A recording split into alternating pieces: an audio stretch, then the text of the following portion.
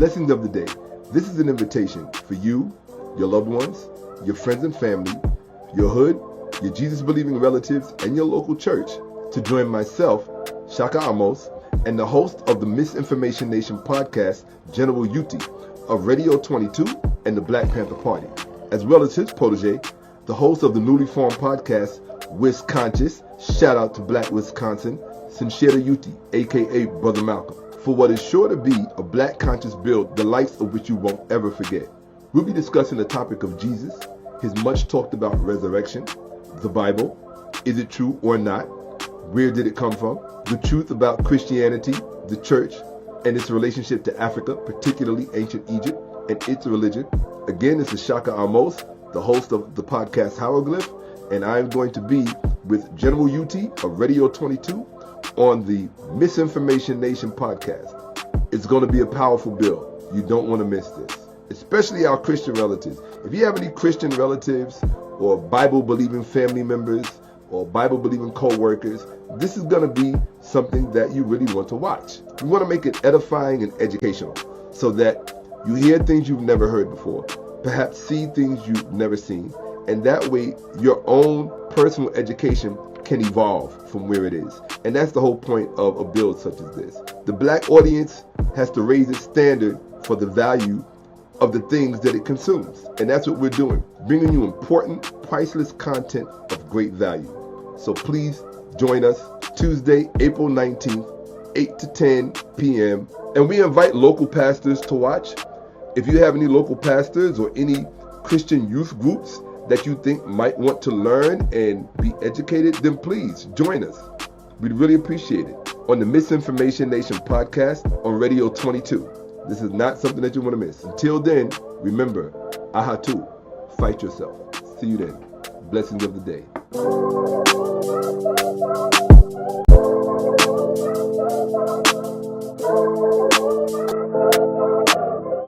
Or do you think wholeheartedly that the Bible is without a doubt the inherent word of God?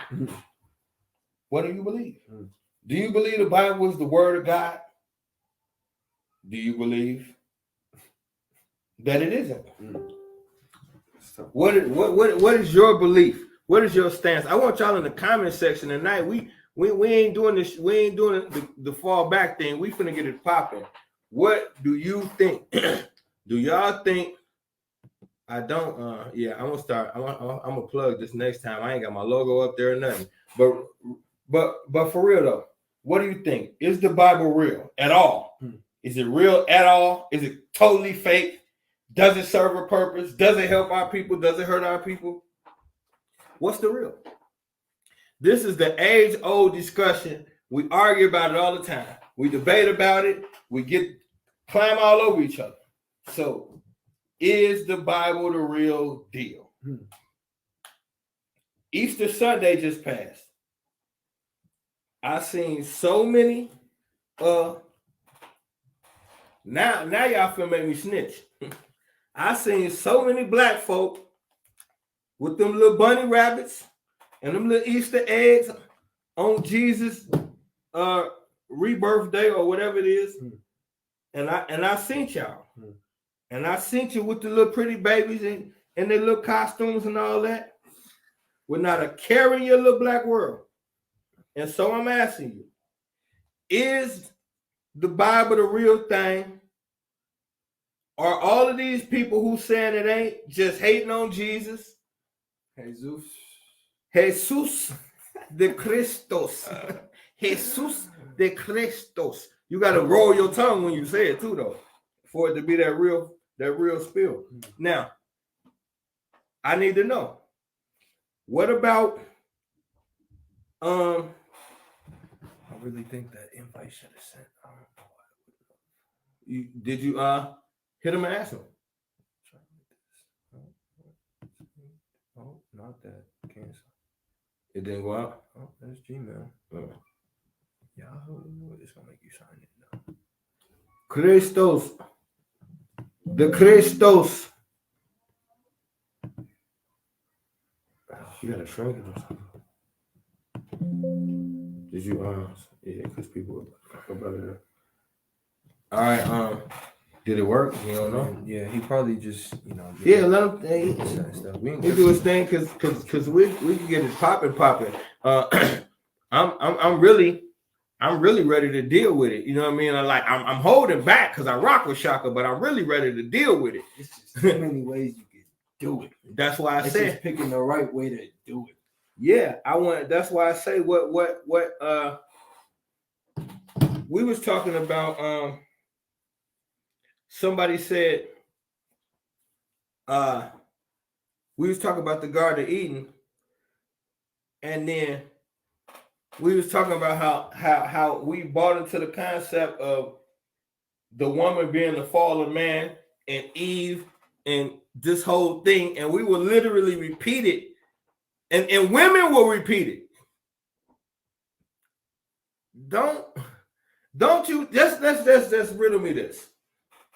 I find it strange that when you was African, you know, the people that y'all want to pretend you're not, when you was those people, you believed that the Trinity, the Holy Trinity, was the Father, Mother, Son.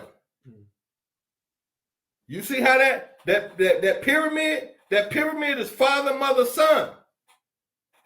And then soon as the white boy get a hold of it, it's Father, Son, and a damn Holy Ghost. And in order to become a ghost, you got to die. You ever seen the Patrick Swayze movie? He died first, and then his ghost came and was dancing with his girlfriend and weird shit like that. So in order to die and dance with your girlfriend as a ghost, you got to die first. So somebody killed the woman so that they can have the boy. And it's mighty funny when I say shit like this, y'all say that I'm messing with the scriptures, but all I'm saying is your scriptures came from people who openly admit that there is no greater love than the love between a man and a little boy. Stop playing.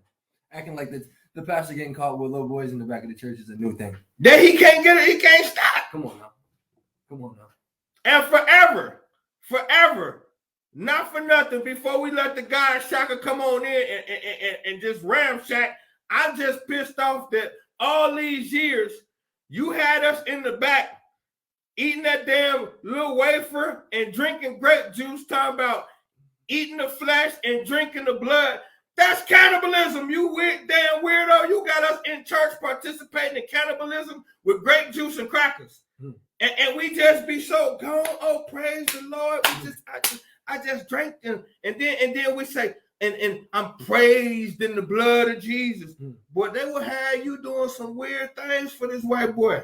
Keep it up. But my apologies, SHAKKA. I just was keeping it warm till you got here, God body. Peace, King. Peace to the family. Peace to the Misinformation Nation family. Peace to the Wisconscious hegemony. It's time for that rain to come through. And that's what's really good. So a very special shout out to the Africans, to all African eyes watching this offering. Blessings of the evening, blessings of the day, Uncle Jaseneb, life, prosperity, health. And this is where ignorance comes to die. It doesn't matter if it's black ignorance. It doesn't matter if it's white ignorance. It doesn't matter if it's, anything in between. And there's a lot in between. Sometimes we like to imagine that we live in a black and white world, which is a total disregard of everyone else in between. So this is where everybody's ignorance comes to die. You might hear some gospel music playing in the background, anything in between. And there's a lot in between. Sometimes we like to imagine that we live in a black and white world, which is a total disregard of everyone else in between. So this is where everybody's ignorance comes to die. You might hear some gospel music playing in the background. One of the things that a lot of people are unaware of is that I am a very, very acute gospel enthusiast. So I listen to gospel music religiously. No, I really genuinely do. And a lot of people might think that it's some type of hypocrisy on my part, or they might tend to think that Shaka, why would you of all people be listening to gospel music?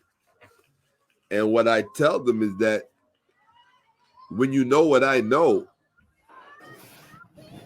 and you know where it all comes from, and that it has nothing to do with Christianity, that it has everything to do with ancient Kemet, ancient Egypt. Just consider this with Africa. When I say the word ancient Egypt, I'm always mindful to attach Africa to the end of it. The same way how we might say Madison, Wisconsin, or you might say New York, but you attach that New York on the end of it, right? Or you might say Miami, Florida, right? Or you might say, I don't know, Wolfsburg, Germany, right? Just to remind people what you're talking about, right? So if I say the Bronx, I don't have to say New York because everybody knows it's in New York. But still Bronx, New York, right? So when I say Egypt, you have to remind people that when you're talking about Egypt, you're talking about Africa. And when you're talking about Africa, whether you like it or not, especially classical Africa, when you're talking about classical Africa, you're talking about us, Black people, period. No comma, no dash, no semicolon, no et cetera, et cetera. You're talking about Black people. Period. When you're talking about ancient Egypt, okay? And one of the things that I hope that is not lost on your audience, General Yuti and Chinzera Malcolm, one of the things that I hope that is not lost on your audience is that ancient Egypt, Africa, is no small subject matter. It is probably one of the most complex subject matters you can and will ever explore and study. And you will probably learn more about yourself, can and will ever explore and study. And you will probably learn more about yourself doing so than had you not. So what I would tell people watching and listening is to really keep that in mind. Shout out to Black Wisconsin. Really keep that in mind. And to everybody else joining us who may not be Black, this is for everybody. The sun shines on everybody. We got to do the same thing. The sun doesn't withhold its rays just for, one group. So we shine everybody. But the important thing is to be in control of your shine. And the problem with the Black race, with the African race, the Black people, particularly in America, the problem with us is that we have not been in control of our shine for a very long time. And one of the principal reasons that is true. A quick question: is my background music interfering with this at all in any way? I mean, you can hear it a little bit, but no, you're all right. Okay, all right. Wonderful. It's just very inspirational to me. It reminds me of why I do what I do. But one of the principal reasons that we have not been in control of our shine for as long as we have not been in control of our shine is because Black people just in general really don't understand what happened in the world. They really don't. And it's so sad that this late, we're 2022. We're in April of 2022. Yet the majority of Black people in the world today, old and young, still do not understand what happened in the world. They don't understand the importance of understanding it. What the difference is, what difference is made in your life and in the life of others when you understand it. Right? And because of that, we operate at a deficit, all kinds of deficit. That's how serious it is. Not just one deficit. This is not a religious problem. Like, people think that this whole thing about debunking Christianity is just about religion. It's not.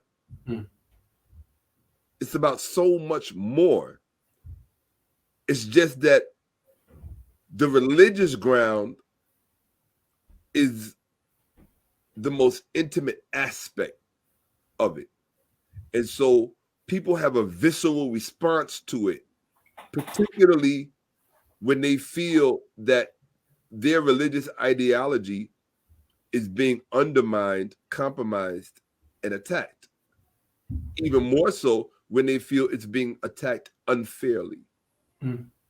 And so I think it's incumbent upon all of us, as I said the last time that we met on that illustrious occasion, that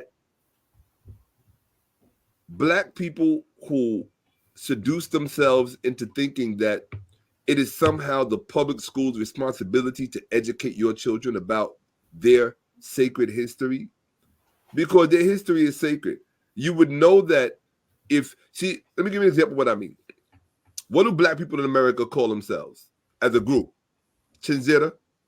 As a group. Don't overthink it. African Americans. Okay, thank you very much. That's all I wanted to hear. We are referred to as African Americans. Now, I know that there's a movement to call us some other retarded name that I heard. It's a stupid name. Foundational Black Americans, and it just shows you it shows you how far away. The more distance, the more time goes on, people there's more distance created between facts and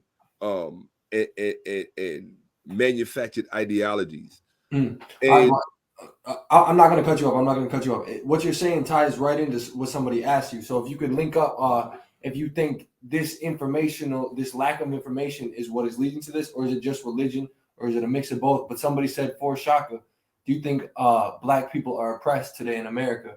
Which I know it's kind of tough that you still got to answer that, but I mean, somebody wants to know if you think Black people are oppressed. Yes, Black people are oppressed in America, and the number one people oppressing Black people in America are Black people. Okay, to answer your question, the number one people oppressing Black people in America are Black people. Okay, particularly successful, highly educated Black people, or even the ones that aren't so highly educated.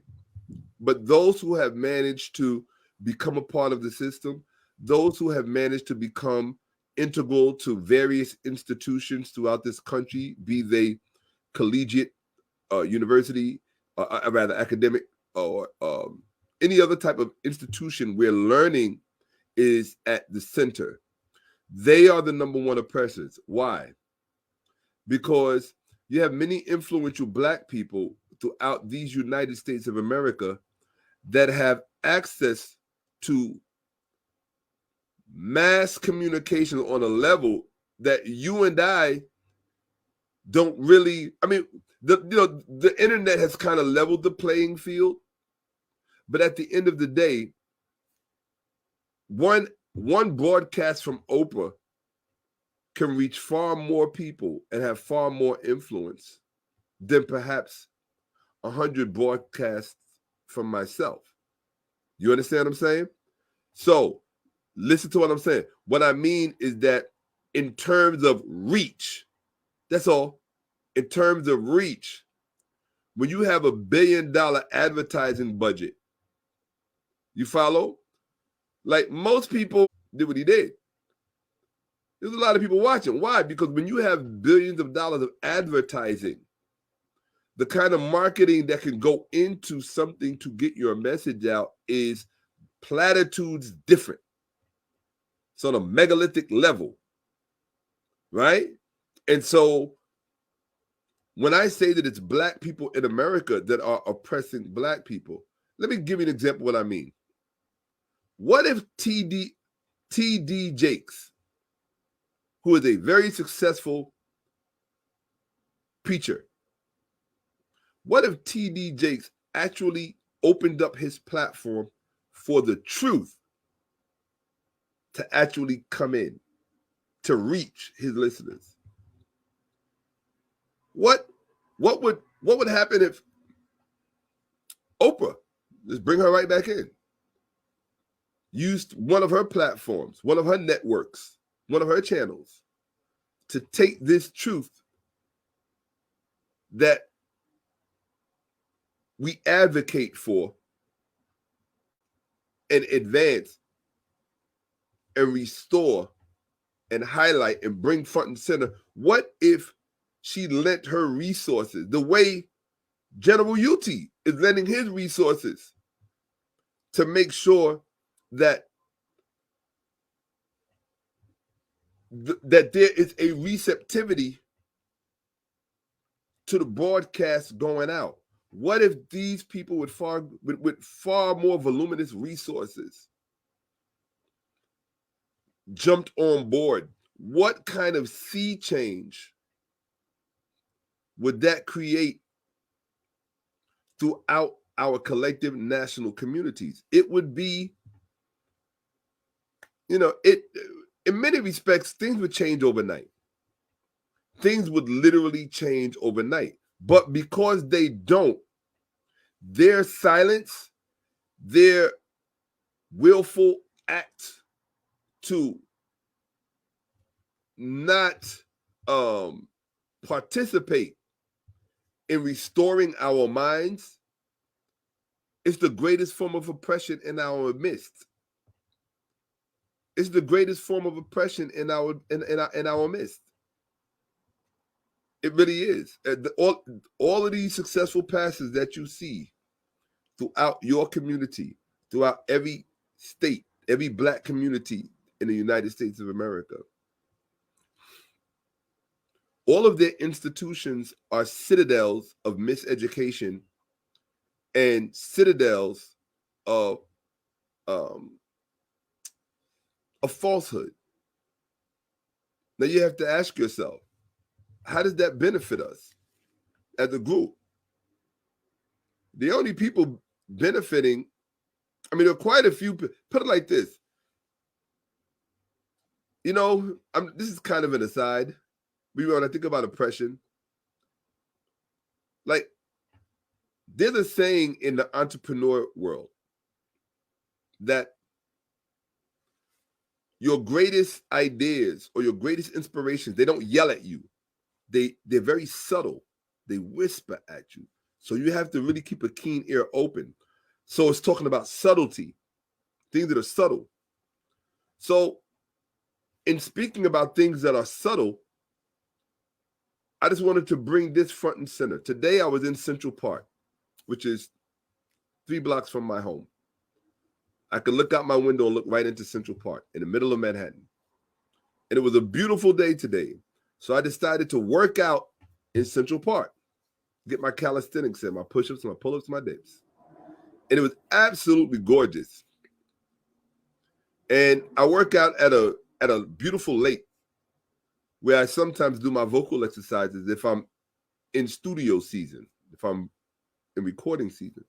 And I couldn't help but notice how on this beautiful Sunday morning, must have been about 10:30, 11 o'clock, on this gorgeous, beautiful Sunday morning out in nature, all I saw was white people. And this is Harlem.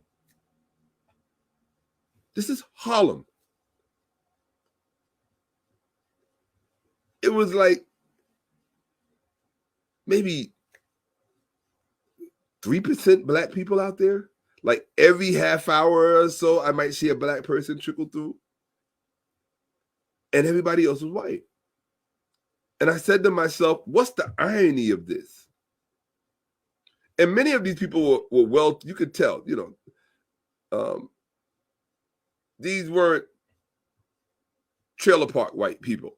You understand what I'm saying? These were the cultivated, cultured white people who frequent museums, great libraries, travel the world. You could see a lot of them were foreigners, Germans, Italians, Swedes, Europeans. and probably Ukrainians, but some, I'm sure. But when I looked at them, I said, now these people have the common sense to know that on a Sunday morning, of course, one should, well, and every morning, truthfully, but let's go traditionally in America, in the West. Sunday morning is when we commune with God in a corporate way.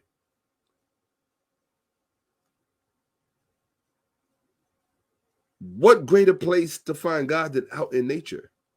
And I couldn't, it wasn't lost on me that the majority of Black people on their Sunday morning throughout these Americas, they're nowhere near nature. They're in a church. In fact, they're in one of the most unnatural environments, one of the most ungodly environments that you can imagine every Sunday morning. And I think that sometimes we believe that we're racking up points every Sunday and that eventually we're going to rack up enough enough Jesus video game points that it's going to get us into heaven upon our departure. And I just think, wow, what a waste. You could be out in nature in God's true glory, explaining, pontificating, and talking about the miracle that is life. Right? Why don't you bring your congregation to the park and look at greenery, look at birds, ducks, geese, giving birth, giving life. These are the things, these are the processes that God is actually unfolding in. Like as we speak, God is an eternal process. That's what God literally is. It's an eternal process. And there's a whole science behind that I had to literally, the kind of research that I had to do for this was insane, but I came away with the answers that I was looking for. What is God? God is not what people think God is, but I just kind of spilled some of the beans. God is a process. And most people don't understand the process. You follow what I'm saying? So, blessings of the evening. My name is SHAKKA AHMOSE. Welcome to the SHAKKA AHMOSE show. No, I'm just joking. We're here with General Yuti, his protege and progeny, Chinzera Malcolm, and 3-pointer dunk Malcolm. And this is Wisconscious, right? It's a play. We're here with General Yuti, his protege and progeny, Chinzera Malcolm, and 3-pointer dunk Malcolm. And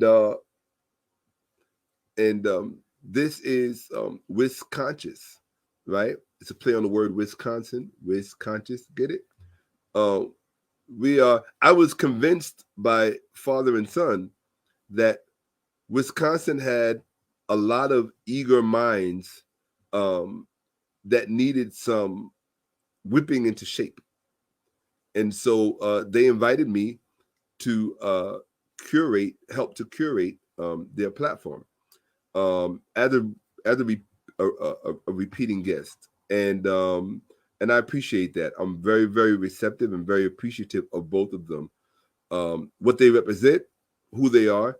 And I really care about the fact that they care about you.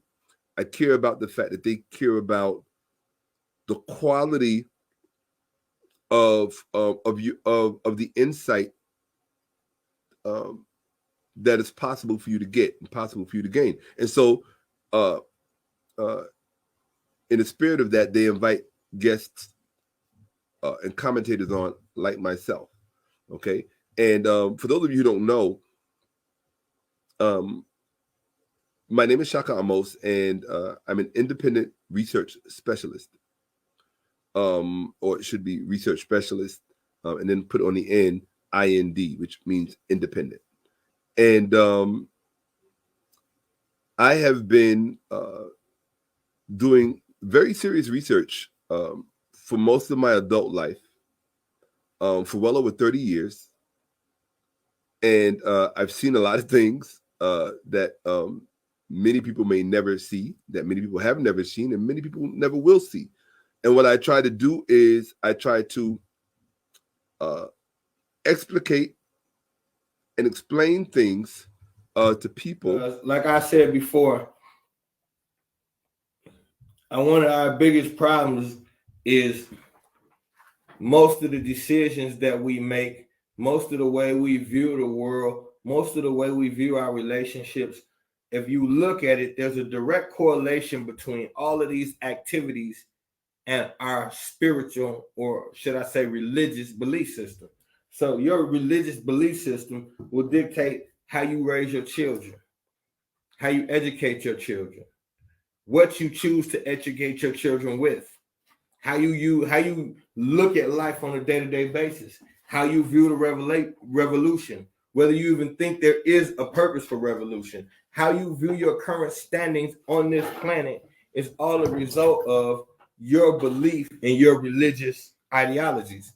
So when people always say, well, why do you attack religion? Perception is everything. It's not an attack. What we're doing is dealing with core issues that hinder us. Now, if religion should happen to fall up under that, then just so be it. Everything goes.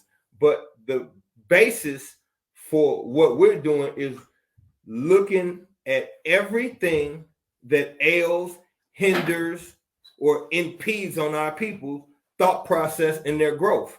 So whatever that may be is what's going to get dealt with. And a lot of times religion falls into that category. And then the first thing you say is, why are y'all attacking religion? It's not an attack. It's just your turn. Right. It's your turn. Right. Everybody get a turn. Everybody get a turn to get that spanking. You know, when grandpa call you and tell you get in here and answer for what you done, everybody gonna get a chance. So, you know, sometimes it be religious turn. And right now, when you're dealing with the seasons, with the resurrection, and you know they about to hit us with an onslaught of all of these European ass ideologies and holidays for the next 9 months consistently. So we need to start uncovering some of these things before they happen, dealing with them beforehand. We reactionary. Instead of being proactive, we reactive. And we need to become more proactive in just in ideology and everything. Don't wait until it's hectic before we worry about what we need to do. And so that's what this is all about, especially with the resurrection. And the reason why we're dealing with the resurrection, besides the fact that Easter just passed, I just think that if we're going to deal with religion, Christianity at this moment, the foundational base of Christianity is the death and resurrection of Jesus Christ. So now, if one of the key foundations of this religion is the death and resurrection of Jesus Christ, then we have to be able to prove that such an event actually took place. Before we put our whole everything on this, we have to be able to look at this and say, okay, this Jesus thing, it happened. It was for us. I see how. I follow the historical timelines, and it's there. Or not a chance in hell, it never happens. Either way it go, we need to get to the bottom of it. So that is why one of the primary reasons we call the brother SHAKKA to come through and give it to us how he see it. And then like I said, I didn't know if you had a presentation or how you want to do it, brother, but I was going to let you kick it off and just body bag the resurrection how you do. And then, you know, when you done, then I do, you know, pick up the pieces and do my little thing. For sure. Let me just say this. Anybody calling or chiming in and asking why the attack on religion is probably the one who needs the education the most. The mere fact that you have to ask the question is proof positive that you are unaware of the fact that something is wrong. Something is amiss. something is in our midst, you know, there's an old saying, the only way for evil to proliferate is for good people to say nothing. Well, the same thing is true about falsehood. The same thing is true about falsehood. And when you know something is false, and when you know that there are consequences for extolling falsehood, there's nothing virtuous, there's nothing honorable about remaining silent when deception is the rule of the day. There's nothing honorable about that. Mm-hmm. There's nothing courageous about staying quiet when you know that your community, forget about everybody else's community, when you know that your community is being deceived intergenerationally, institutionally,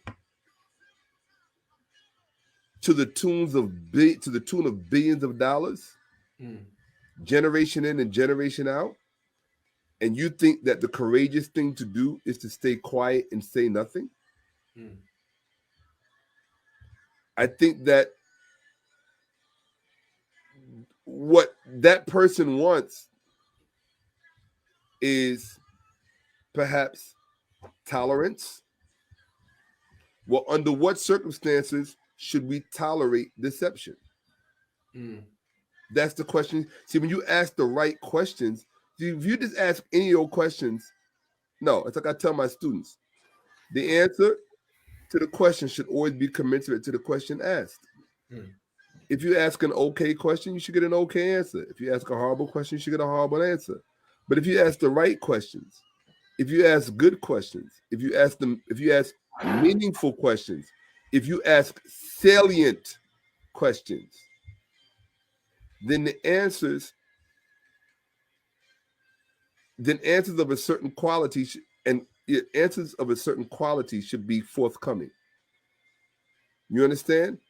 People, whether you know it or not, people pay billions of dollars year round just to get accurate answers for all kinds of things in the world. Religion, no exception. Religion, no exception. And in fact, the person who asked that question really shows their ignorance of the role of religion, particularly in the world that Christianity came out of. Because now, when talking about history, it's very important that you always identify your microphone. What do I mean by that? See, most people don't speak in these terms because they don't know how to do this properly.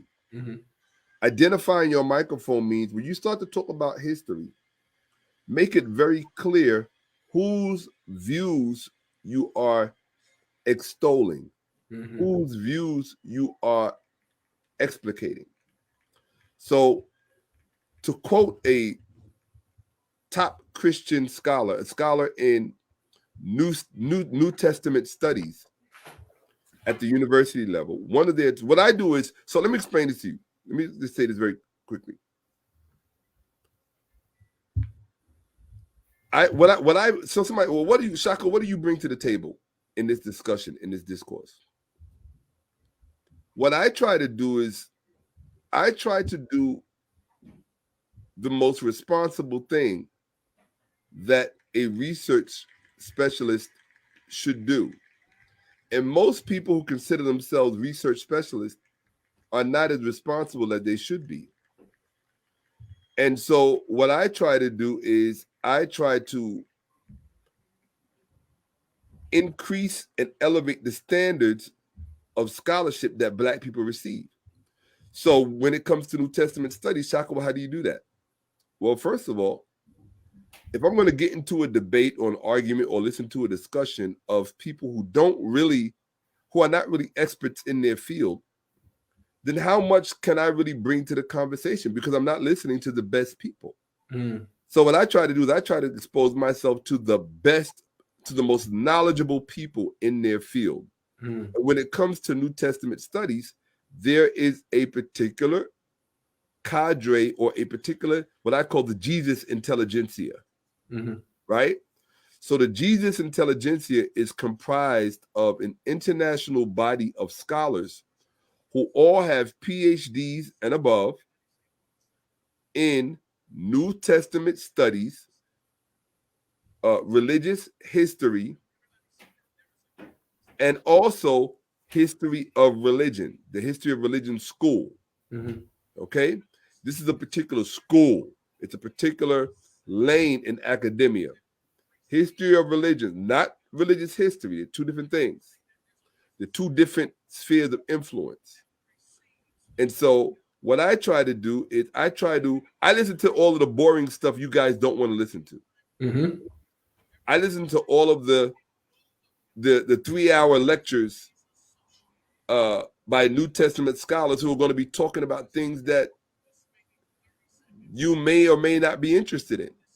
But you have to listen to these lectures so that when you open your mouth to argue, number one, you at least gave them the respect of listening to what they had to say. Most people want to argue against things where they haven't really heard the real arguments.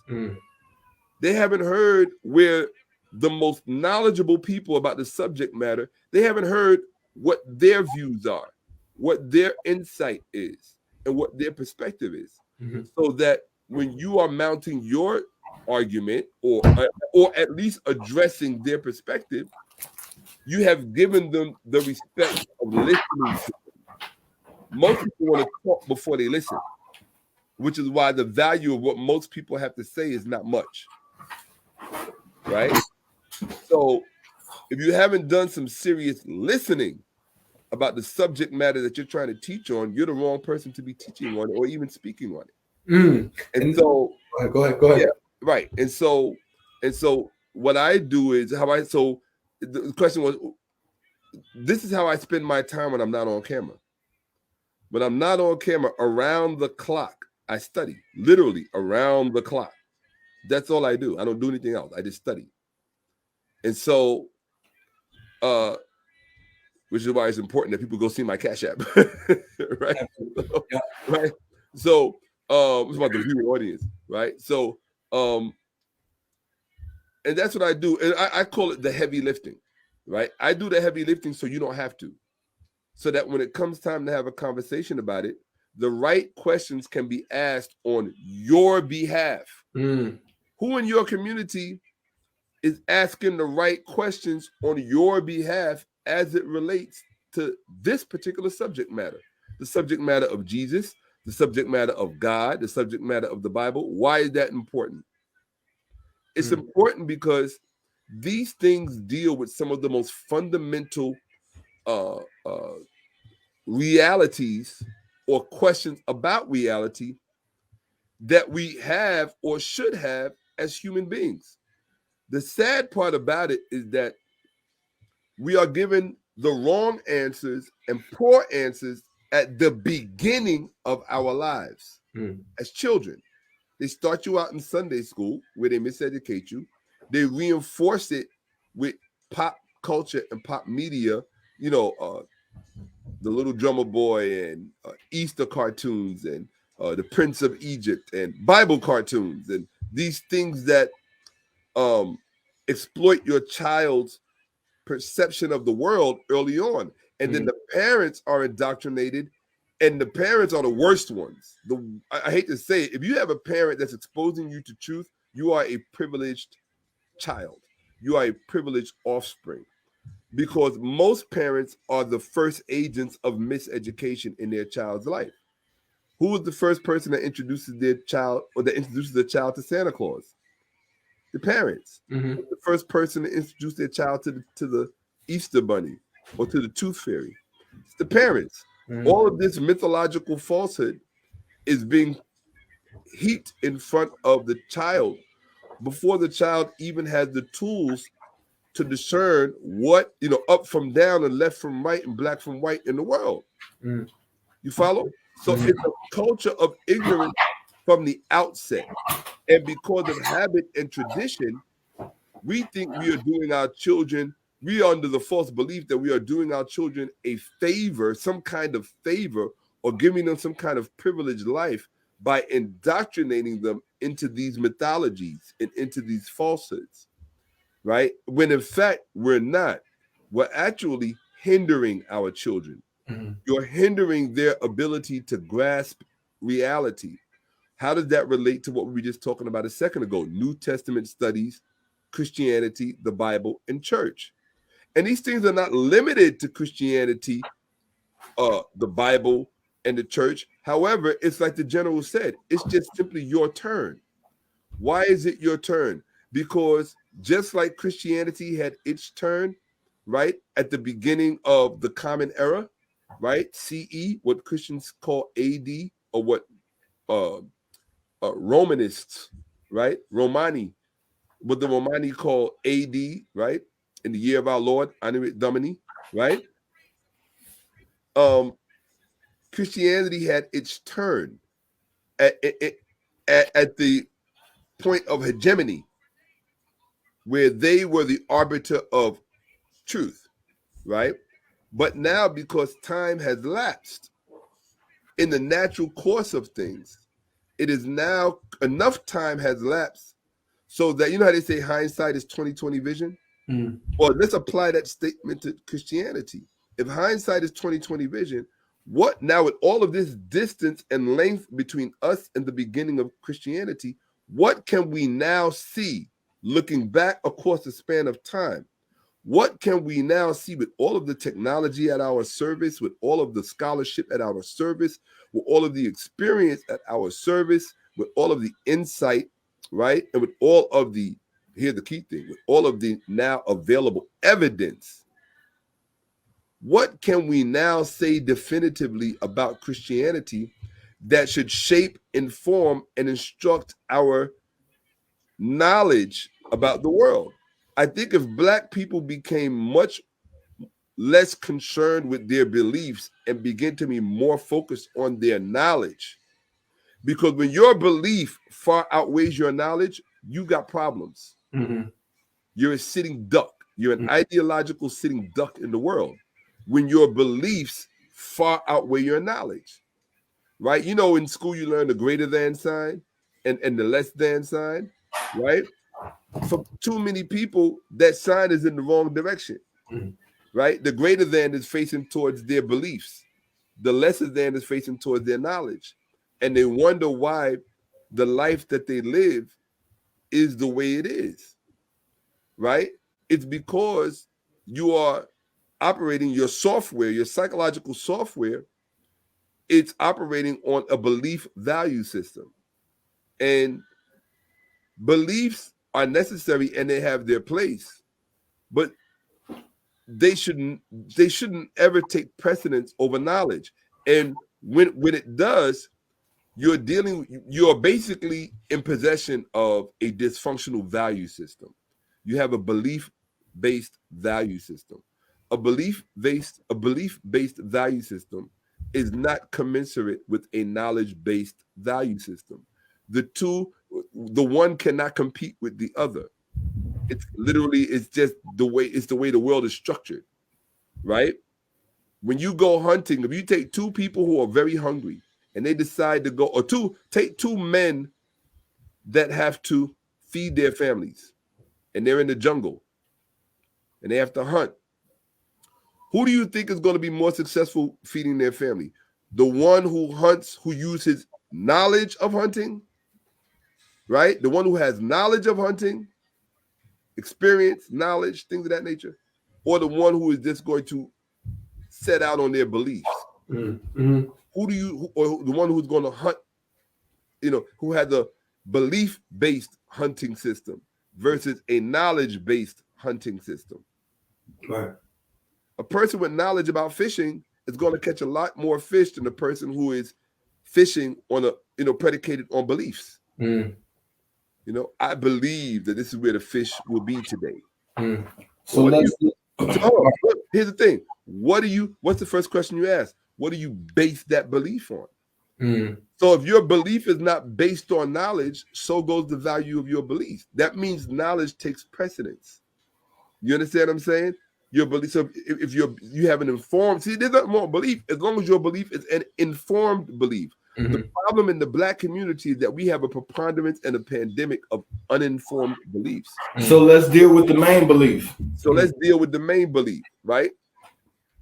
Why is it? And I'm going to say this, and then we're going to go right to the presentation, or to we'll call it the presentation, for lack of a better word. Why is it important?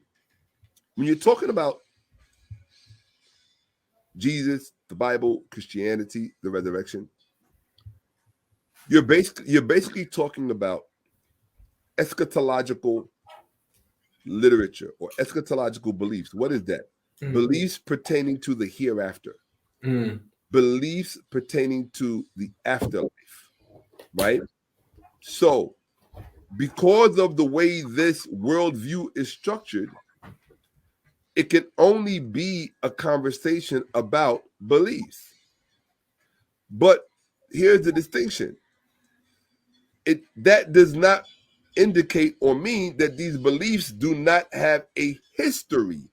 So we're talking about the history of the beliefs, right? The history of the beliefs, because history is based on written record and facts, we can say some definitive things about these beliefs. One of the things that we can say about these beliefs is that these beliefs deal with something very important, and this is why discussions about religion matters. We're talking about things that relate to our existence, which is called existentialism. We're talking about things related to ontology, right? If you will, the study of God, what some people call theology, or the study of existence, right? And so these questions, which are really the big questions, most people, as they get older, they get dumbed down. They don't really even entertain these questions anymore. The average dude hanging out on the street corner, that's why I see these brothers on the street corner in front of the stores all the time. And what are they talking about? They're not talking about existential questions. They're not talking about the big questions. And I'm going to say this before I go to the presentation. The last thing I'm going to say, this is really important. You have to know that these are existential and ontological questions. The problem with most Black people is that they have a first grade vocabulary, and they don't like to be reminded of it. If you're not working on expanding your vocabulary so that you know what I mean when I say ontological and existential, then the problem is not really us bringing up religion or attacking religion. The problem is really your own ignorance concerning these things, concerning the very religion you claim to want to protect. Right? So really, essentially, you're the problem. It's not us bringing up the religion. Anything and everything is fair game in the marketplace of ideas. And so, as a responsible community, as a responsible collective, this is called taking responsibility for our own thinking. Anybody that feels threatened by you taking responsibility for your own thinking, always remember, is an agent of your demise.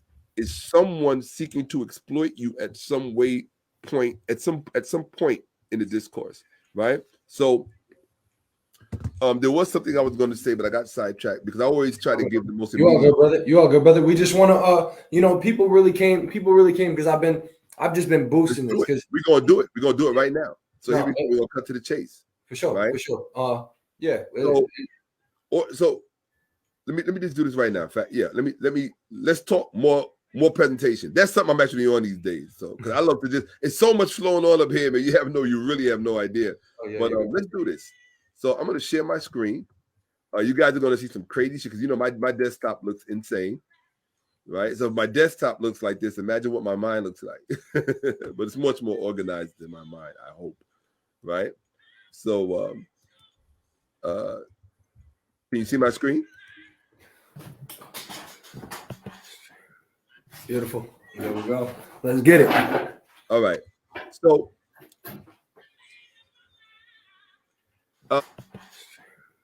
Beautiful. There we go. Let's get it. All right. So, what we're looking at is the cover of my book. You can get it on my website, SHAKKAMOSE.com, or you can get it on Amazon, Codex Game Over. And it's a documented collation of the original ancient Egyptian African text and the later biblical plagiarized versions. Right? It's evidence you were never meant to see by SHAKKA, Volume 1, the Pyramid Text. So what I do is I take you into the Pyramid Text and I put side by side the Pyramid Text and the biblical verse so you can see where the biblical verse was taken from.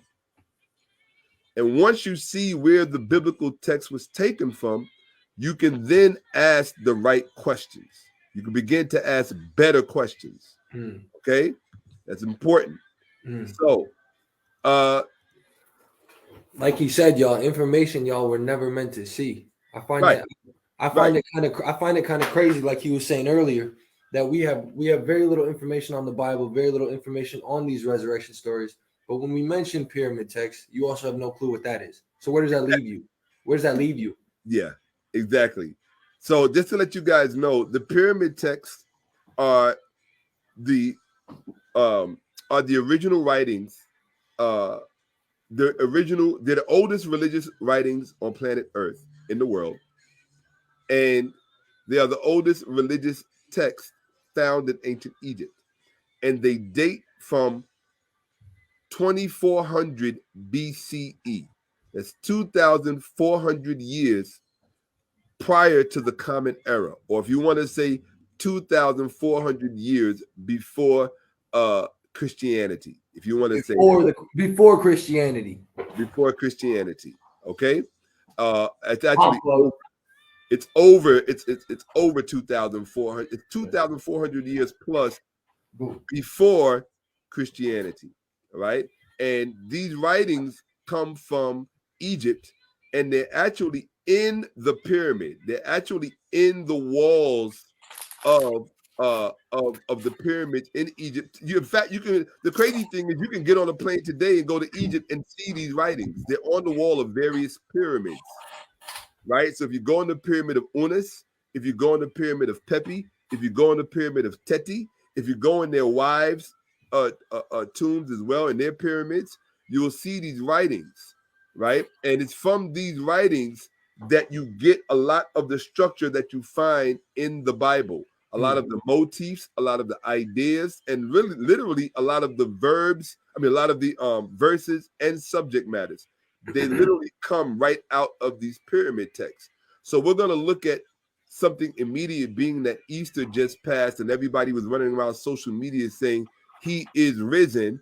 Well, we're going to take a look at that particular text, right? Where it says the tomb of Christ was open, right? And so the motive we're going to look at is the tomb is open. Resurrection taking place inside the tomb. So let's look at that and see where that comes from. Okay.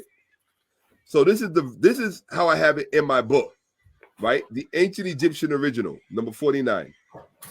It says, shake off thy dust, untie thy bandages. The tomb is open for thee. Now, this is 2,400 BCE, talking about someone being resurrected in their tomb.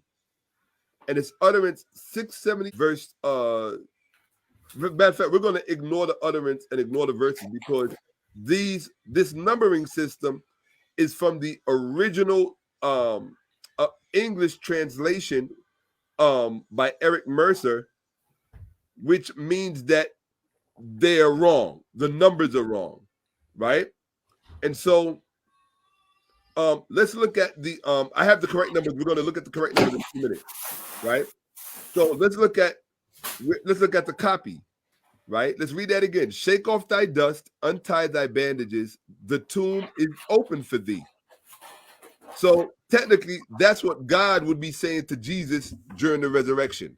That part is left out of the Bible because the Bible is not the original. That's the one. That's one of the things that you're going to learn when you study the original text. You're going to see everything. That's one of the things that you're going to learn when you study the original text. You're going to see everything that's missing from the Bible story. So what's missing from the Bible story about Jesus' resurrection is the narrative part that God is supposed to play, right? Or how can I put it? Yeah, well, we'll say God, right? So God is saying, shake off thy dust, untie thy bandages, the tomb is open for thee. Now, and it's not just God saying it, it's someone else saying it as well, but we're going to look at that in a second. Two other people that are supposed to say it. So all of these things happen in three. You have to remember that. That's why they have a trinity, because all of these things happen in three, okay? Over 2,000 years later, you get the Greco-Roman Christian copies, reworked from the ancient Egyptian original. Mary Magdalene went to the tomb, saw that the stone had been removed from the entrance, right? The original is, shake off thy dust, untie thy bandages, the tomb is open for thee.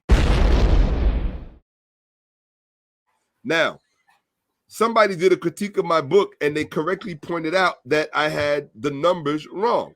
They were like, there is no utterance 676, 2000B. Shout out to my brother Smash, right? Jonathan Owens of the Armor Squad. Shout out to him for that critique. So I went and I did my research, and I said, well, let me see. The numbers might be wrong, but is the text wrong? Is the spirit of the text wrong? So I went to the most updated translation, which is what I did. And so this says, verifying the Codex Game Over translations with James P. Allen's The Ancient Egyptian Pyramid Text. This is the standard text for the pyramid text today, right? I used an outdated translation. No problem. So I said, well, let me go and do my due diligence and do, because when I first did it, I wasn't too familiar with the pyramid text. I did this years ago. So I used what was called an open source text, something that was available to everybody. And I didn't realize that it was an outdated text. I figured it's free, let me use it. I don't regret it, because as I discovered when I came to the updated version, I realized that the spirit of the text was accurate. So let's look at it. And I'm going to show you something. This is from Facebook. On Easter, I was on Facebook. I was floating around, and one of my friends on Facebook, or someone who I follow on Facebook, is a wonderful sister. This sister is a wonderful sister. She's a newscaster. She contributes to the news that we watch on television. You've seen her before. Her name is Monique Presley. And I didn't realize she was an ordained minister until recently. But on her page, I saw this. It said, he is risen, hallelujah. I think this was Easter, right? The 23rd. And on that day, so I'm like, oh, wow, this automatically. So I said, well, let's go to the biblical text that's describing this. And here it is. Matthew 16, Mark. And I chose Mark because all of the other gospels are based on Mark. Mark is the original one of all of the gospels. It was the first one, right? So accordingly to biblical scholarship, Mark is the original. So let's see what Mark says, 16:4-8. We're going straight to their manual. It says, they saw that the stone, which was very large, had already been rolled back. As they entered the tomb, they saw a young man dressed in a white robe. Nobody ever talks about that young man dressed in a white robe. I wonder why. We're going to show you why. Right? This young man in a white robe was sitting on the right side, and they were alarmed. But he said to them, do not be alarmed. You are looking for Jesus of Nazareth, who was crucified. He has been raised. He is not here. Look, there is the place they laid him. But go tell his disciples and Peter that he is going ahead of you to Galilee. There you will see him just as he told you. So they went out, fled from the tomb, for terror and amazement had seized them. And they said nothing to anyone, for they were afraid. Right? Now, all of this stuff that you're looking at is what's called prose. Prose is a form of poetic narrative. So they use all of this poetic narrative just to illustrate one point, that someone in the tomb had been resurrected and the tomb was open. That is the whole motif. Okay? Now let's see if that, because they claim their religion is so unique. That is their main number one claim, how unique Christianity is. It's so unique. There's nothing else like it. Well, okay. So here you are talking about resurrection, and you're using the stone being, let's say the door is open. Basically, the door is open, and the person who was supposed to be in there, well, they were resurrected. They're no longer dead. They came back to life. That is the gist of the story. The particulars are unimportant, right? Because without that story, you got no religion. Without no resurrection, you have no religion. So that's all we're talking about, right? Now, let's look at this. Oh, Pastor Eric Mason, who I've been engaging unilaterally as of late, I also saw on his Facebook page, which showed up in my feed, that he basically had the same motif. And he said the same thing. He is risen. So all of the ministers and all the black Christian pastors in the black community were running around Facebook talking about he is risen. And they love to shove this motif in your face of the tomb being open and the person inside being raised. Okay? Remember what the person said. He said he has been raised.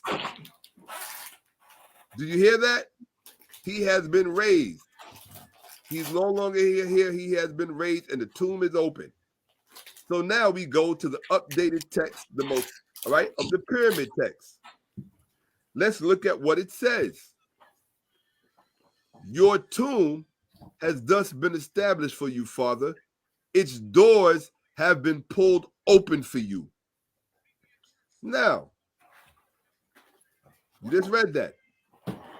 Your tomb has thus been established for you, Father. Its doors have been pulled open for you. Right? And who are they speaking about?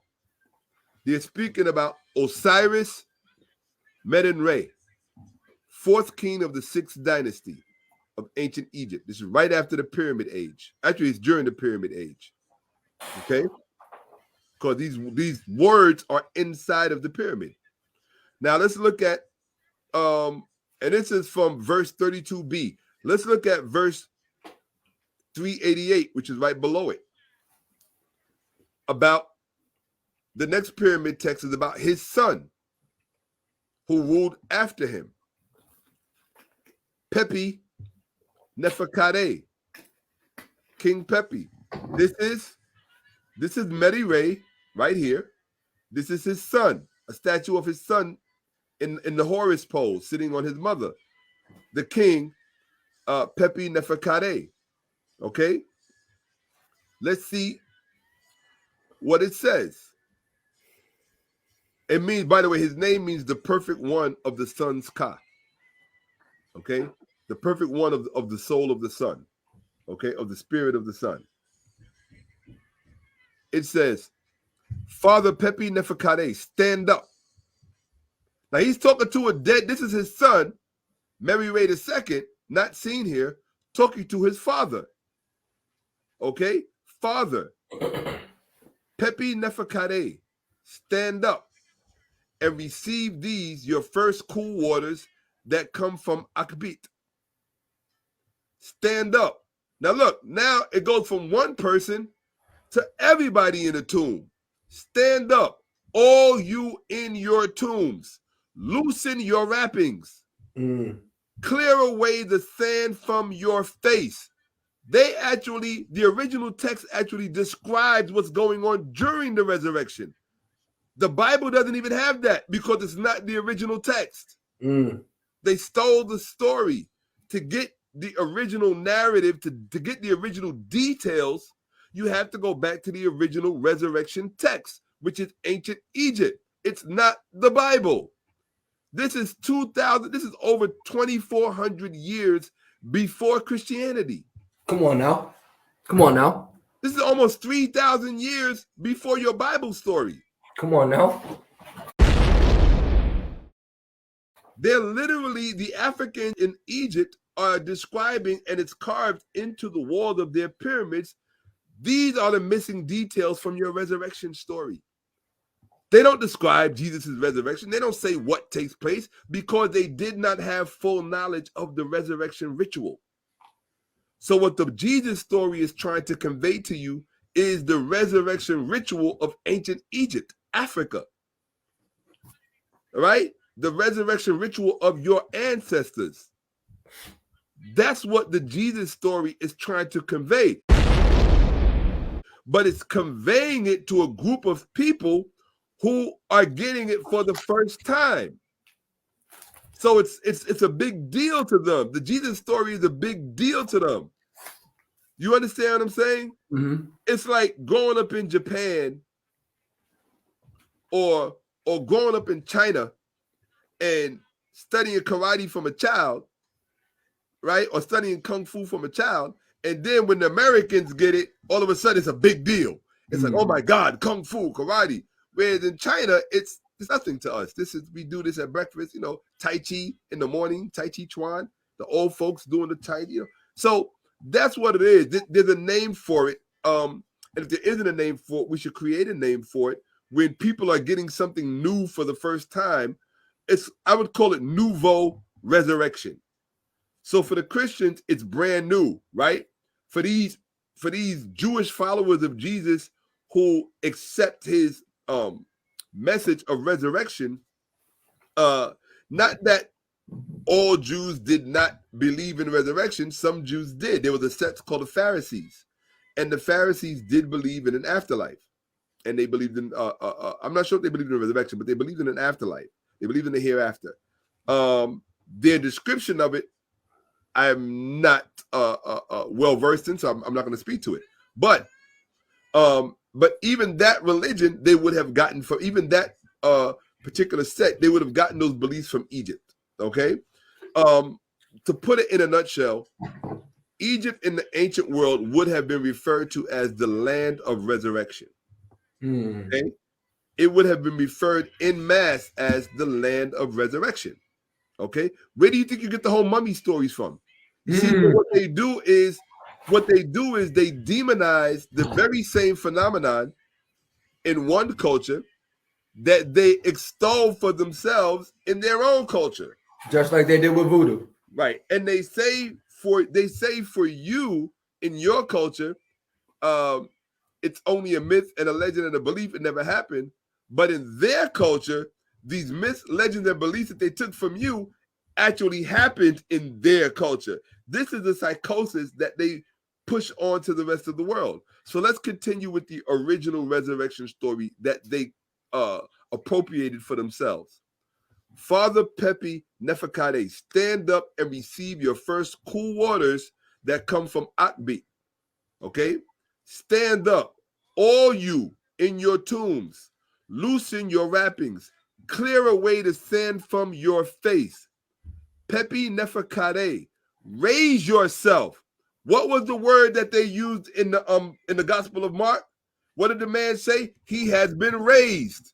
His exact words. Look, he has been raised in the Bible. When you go to the original Egyptian text, what does it say? Raise yourself from off your left side. Elevate yourself on your right side.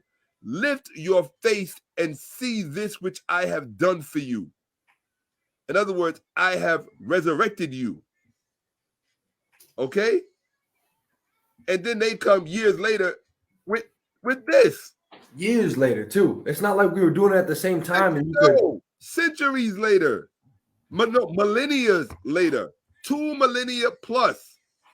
2 millennia plus later. Thousands of years later, they come and tell you the exact same story, but they apply it to Jesus, and they want you to think that they have something unique and original. I'm going to tell you why they're mad. They're mad because they never expected for the writings of Egypt to be resurrected and to be deciphered. So they thought the Jesus story would carry the rest of the way for eternity. But they didn't first of all, if you should have known that the Egyptian writings were going to be resurrected, because that's where the resurrection story started, dumbasses. That's it's actually poetic. It's like what do they call it? Poetic justice. That the truth about ancient Egypt and its relationship to the resurrection story, being the originators of the religion of resurrection, it's perfect poetic justice that their truth was resurrected. And this is why Christians are angry, and this is why they are mad, and this is why they feel, why attack religion? Well, why did the Christians appropriate for themselves the religion of someone else and claim it for themselves? That's a better question. In other words, why did you steal the motif and claim it for yourself? I just documented it for you. That's verse 38. That's verse 388. That's verse 388 from the pyramid text of Men Ray. Is there today. No, this one is from the second one is from the pyramid text of Pepi II. Right here. The pyramid text of Pepi II, 5th king of the 6th dynasty. Okay? Look. This is African king right here. No, it's from both of them. This is his father, Men Ray, and this is him, the son, Pepi II, Neferkade, the perfect one of the sons Ka. See, this is African history. This is Black history. They want to talk about Black History Month in the church. This is the truth you need to bring into the church. Tell the truth about where the resurrection story came from. It's documented. This is in stone. This is not even on paper. But this is in stone. You can't argue with this. So of course they're going to be angry. They're going to be very upset. It says right here, look, side by side, the original one. Raise yourself. The copy. He has been raised. I'm showing it to you. Side by side. This is not, I mean, if you don't believe your own, you don't have to believe me. Believe your own eyes. This is believe your eyeballs, at least believe your own eyeballs, people. Believe your own eyeballs. Believe your own eyeballs. And if you want to know who published this book, the Ancient Egyptian Pyramid Text, it's published by the Biblical Society. Biblical scholars know this. The real biblical scholars know this. It's the idiots in the churches who don't know this. And I hate to tell you, but when you let somebody make a fool of you, that's what belief does. You can't argue against this. I was in a relationship with a girl, with a girl who was a Christian, and she came to visit me one day after we had not seen each other for about 10 years, maybe longer than that. Shit, we hadn't seen each other maybe 20 years. And she came to visit me one day, and I was working on my book, and she walked in, and I didn't realize it was on my screen, and she read one of these texts, and she saw I had it side by side with the Bible, with the plagiarized Bible version. And she said, no, what are you working on? And I said, well, I would read it to you, but it might disturb you. So she said, no, I'm a big girl, read it to me. And I read it to her. And when I read it to her, she actually fell back. She was standing up, but she had to sit down. Because she said to me, she said, oh my God. She said, she said, after seeing that, I cannot go back to whatever it was that I believed before. And that's the issue. I'm sorry? I said, and that's the issue. That's the issue. Once you're exposed to it and once you see it, you can't just explain it away and you can't go back. Now, it's like Matrix. When that guy wanted to be put back into the Matrix, right? Because he couldn't deal with reality. Some people do that. But most people are going to look at it and say, wow, I've never seen this before. Because your pastor's not going to show you. Why? Because your pastor doesn't know. He's just as stupid as you. Or she's just as ignorant and miseducated as you are. And that's just the truth. This is true. Right? So, I mean, as I always say, you can't teach what you don't know. And this is just the truth of the matter. You cannot teach what you don't know, right? So now let's look at this part here, right? I thought I had marked that. Interesting. Very interesting.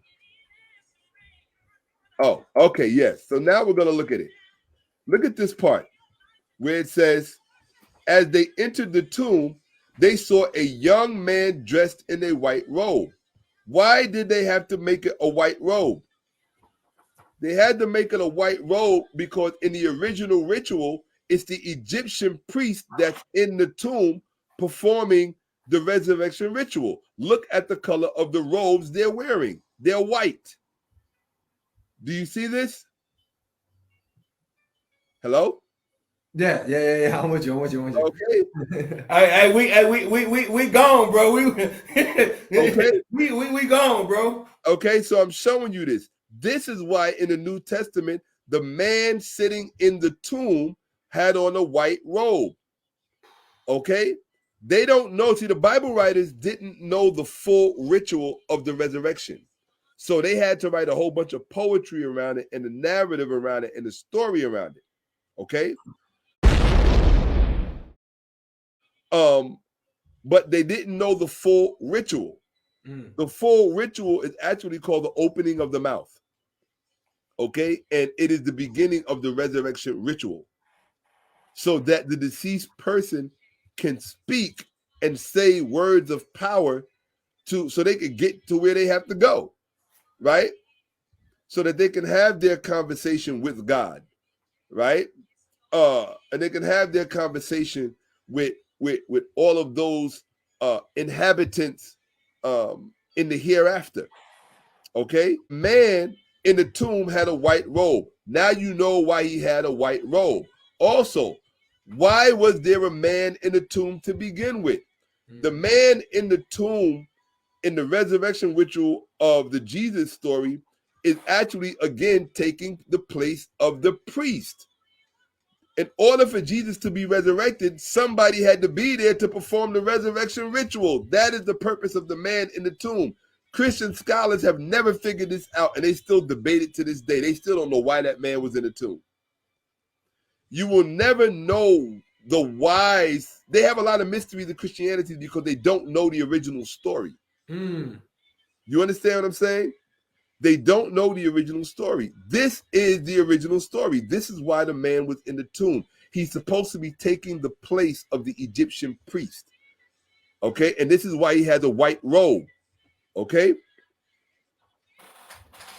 Now, so the pyramids that we're talking about, this is the pyramid right here, the pyramid of Menenre. So the first one, your tomb has thus been established for you, Father. Its doors have been pulled open.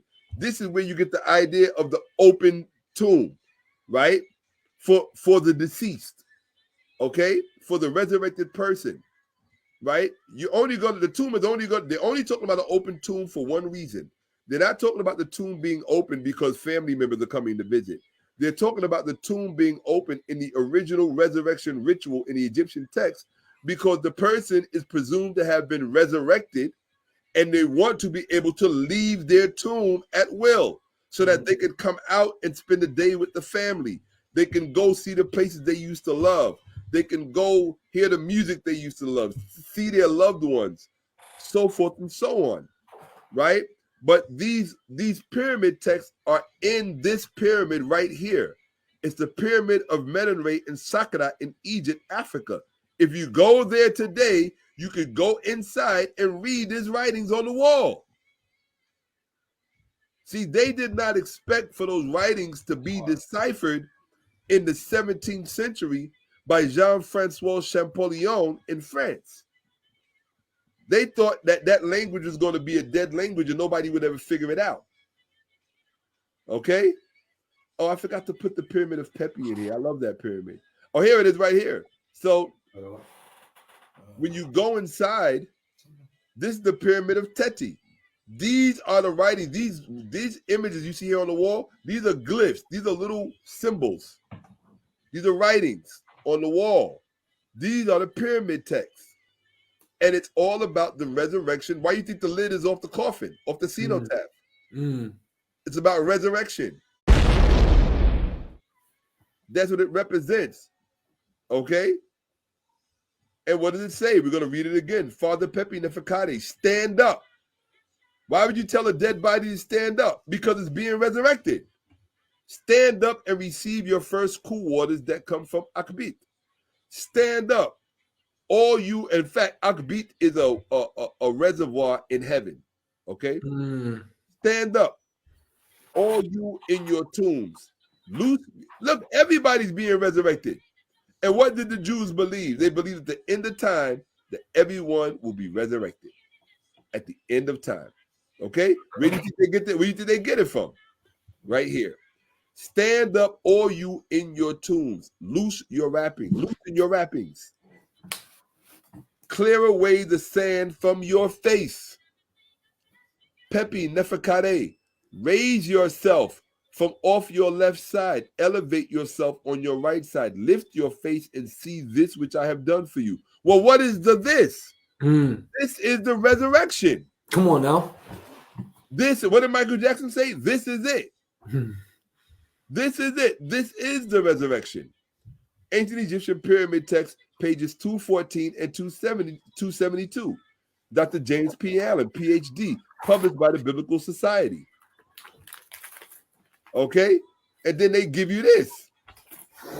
It's an embarrassment that black people, and this is why Martin Luther King Jr. said that when Christians perpetuate the worship of Christ, they are perpetuating the worship of Osiris. He said that in his own writings. In his own writings. Okay? So I just want to be clear on that. And then you have this idiot pastor, Eric Mason, and he is. I hate to say that. I don't mean to be disrespectful, but he's not the brightest. He's not the sharpest tool in the shed. You're stupid. Right? So here he is talking about he's risen.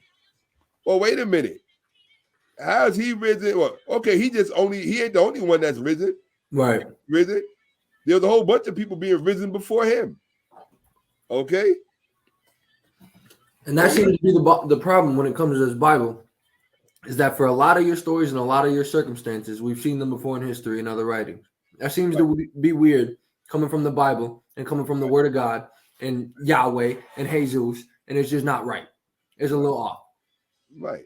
Absolutely. To claim that your religion is unique when all you're doing is regurgitating religious motifs that were originated by the Africans in Upper Egypt, I think it's a crime. It's criminal.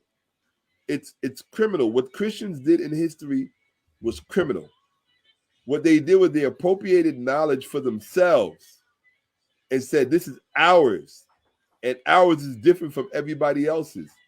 Yeah, you're right. Yours is different from everybody else's. You're the only one that stole and didn't claim it. I mean, you're the only one that stole and claimed it for yourselves, rather. Right?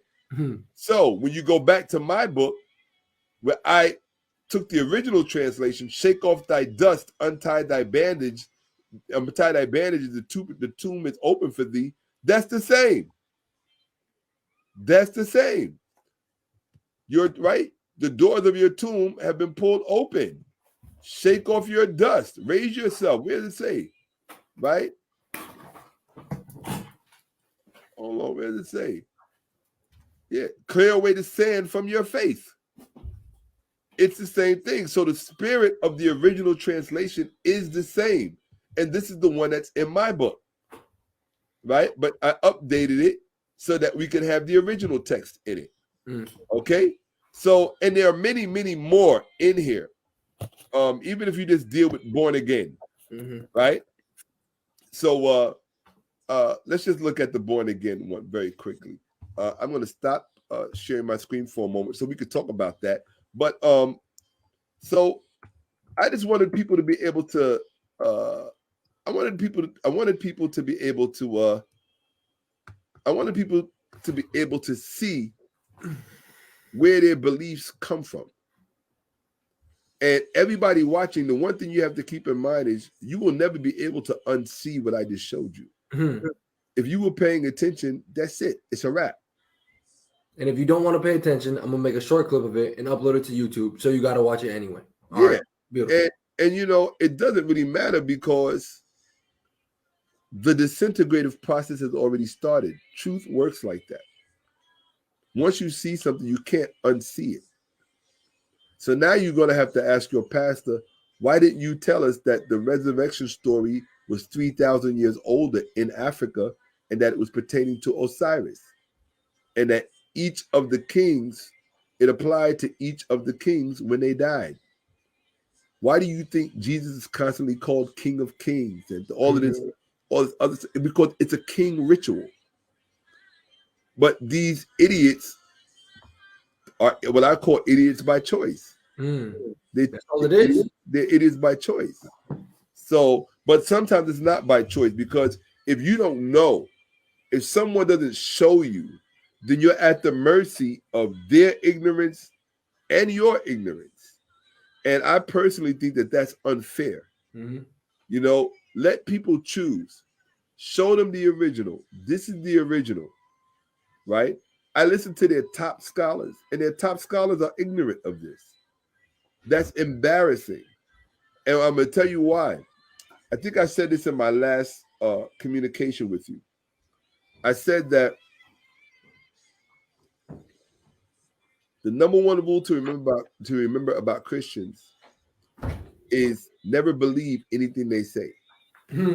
They all lie. And that includes their top scholars to their bottom ones. And their top scholars lie more than anyone. What I discovered listening to their top scholars, I'm not going to name any names, but I listen to their top scholars. Their top scholars basically are just Christians posing as scholars. And they use the scholarship to try to rationalize Christian history, to try to give it a rationale that is redemptive and that is aligned with the biblical text. And so before you know it, they basically end up doing a low-grade version of preaching. They just give it a scholarly veneer. That's all they do. But they're not real scholars to me. They're not scholars. And so for them to be oblivious of what I just showed you and to not make that connection, you're not making that connection because you either don't know or because you have something to hide. Period. That's it. Or you're intellectually incapable of connecting very simple dots. So if you wanted to give me some feedback, General Yuti, on what you just said. I like the last piece, intellectually incapable of connecting very simple dots. That's a beautiful way to put it. Yeah. This is what I was going to do. Like, first of all, I needed that. We needed that. They needed that. Right. Yes, because They needed the parallel, being able to see, Right. like you said, side by side. That's important. You got to believe your eyeballs. If you don't believe nothing else, take me out the equation. Hey, I lie all the time. I'm nobody. But what did you just see? You know what I mean? And then that'll deal with itself. So I thought that was dope. And it's always good to take our people back home. We want to be, that's what I said before you came on. You could call us anything but African. That's the only time we really offended. We'll be niggas, bitches, and hoes. But call us an African and we down there ready to fight. Facts. It don't make no sense to me. So that's why stuff like this is necessary. Yeah, and this is why I listen to gospel music as well. What I showed you, because ours is the original story. So when I listen to gospel music, that's what I'm thinking about. That's what I'm hearing. I'm not thinking about Jesus.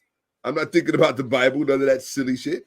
Wow. I'm listening. I'm thinking about Osiris. I'm thinking about Ray. I'm thinking about, and remember I told you everything happens in threes. So something else you need to know why the priest was in there. The priest was in there because the priest represents two different people, right? Or people, put people in quotation marks. The priest represents the sun, of the king, right? That's why he referred to him as father. He says, Father, stand up, right? This thing I have done for you, right? The priest also represents, to some extent, Ray. He's like the spokesperson for God, or the Pope, right? How the Pope is the vicar of Christ. Well, in this sense, the priest is momentarily, the priest is the vicar of Ray. And then once the ceremony is done, that office falls back onto the Son. And this is why it is said, no one comes to the Father but by me. It's actually referring to what the Son does for the Father, right? And the whole ritual is basically, it is a father-son, it's literally a father-son-grandson transmission. Always three. It's always three. This is where you get the Trinity and all this other stuff. It's always three. Father, Son, Holy God. Right? They don't get it and they don't understand it. Right? And what they did was, in their ignorance, when they didn't understand things, they just implemented, they made up new things. They put other things in its stead. So they want you to think, oh, ours is different. No, yours is not different. You just had to make shit up. All of the stuff that you didn't know, you had to make it up. You didn't know why that dude in the tomb with Jesus was wearing a white robe. You didn't even know why there had to be somebody in the tomb for the story to make sense. Because in the original resurrection ritual, the priest is in the tomb performing the rite, the ritual of the opening of the mouth. This is what they're trying to demonstrate for you in the Jesus story. It out. Me, I'm like, no, thank you. I don't need you to edit my mind. Right. I don't need to partake of your ignorance, and I don't want your fairy tales. We have our own fairy tales. That's all I'm saying, right? And not only that. Here's what y'all not even reading the fairy tale right. That's what I'm gonna deal with. Cause I know SHAKKA gonna come technical and knock your head off with shit that I never read before. but I tell you what I have read. Something that most Christians haven't. It's called the Bible. That's funny. And what I'm gonna do very quickly is I'm gonna show you that they even admit in the Bible that he wasn't resurrected. The Bible even admits that Jesus did not die on the cross and was not resurrected. But y'all don't read the book, so it don't matter. Are you about to show us? I thought you was about to show us. Yeah. I'm gonna read it. I'm gonna read the scriptures. I got them right here. All right. So now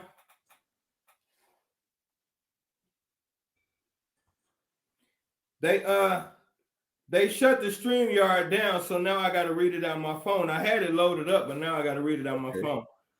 But it says right here.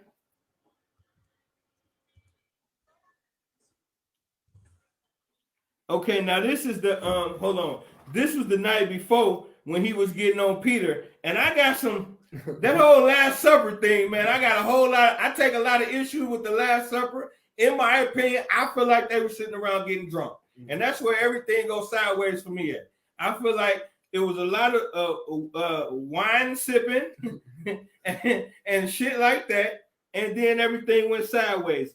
But hold on. Okay, now here go right here.